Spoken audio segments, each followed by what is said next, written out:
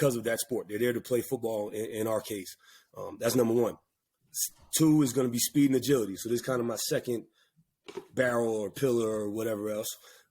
You got the fatigue resistance part, which is going to be your conditioning, all those, the different energy system development there. And then you have your strength and power. So where on that spectrum are we falling?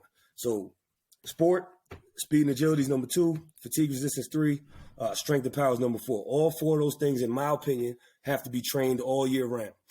You just have to control the volume of each of them to focus on whichever one is your priority at that time. Some people will have a phase where it's heavily weight room, very, very minimal on the field. I think it's a mistake to have nothing on the field at any time, but some people will dial it way up in the weight room and way down on the field.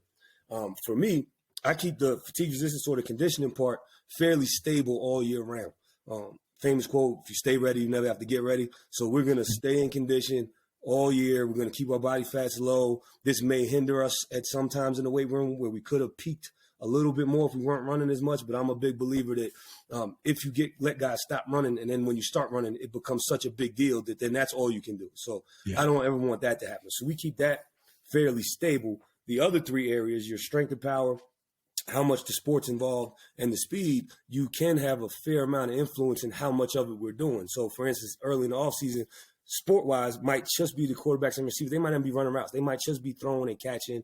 The O-lineman may just be going out there and walking through some things. Very minimal exposure to sport, which now gives me an opportunity. Okay, this is where we can fit in more weight room stuff. So if you have your total volume, say it's 400. If you had 100 in each of those categories, if one goes up by 20, the other that gives you 20 more that you have to take down from the other 3, if that makes sense. You want your total of 400, and we have to play with those. So as we're working on all the abilities that I think you have to train, that's the integration of them, is them working together. Then there's the progression of them. All right, so the complexity of your workouts, the density of your workouts, the intensity of them, those things all get to, within each category, also increase throughout the year. If we get into summer, that's when you're doing single leg plyos and you're doing a lot more complex things. You're doing longer true sprint sessions, things that are more complex, more intense, and the workouts become more dense as you're going through each of those categories. Same thing with football. They start off, like I mentioned, they might just be throwing and catching. Then it becomes one-on-ones. Then it becomes 7-on-7. Then they out there running through full 11-on-11s by the time we get through season. Not with the coaches out there, but the players are running those things. So again, closer to what they're actually going to have to do, more intense, more complex, more dense, and we have to manage that. That's where I think later on in your careers you do start to see big pictures, managing that whole thing and how they relate to each other, as opposed to early on where it's like, I'm the speed guy. I can create the best acceleration technique out here. I still think I can do that very well. But again, big picture is probably more important than me getting in there and really working the mechanics of the small details. Assistants can do that. I think that the head guy, you have to keep the big picture in mind. Great job of explaining that. So on your fatigue resistance, you said that you train that year round.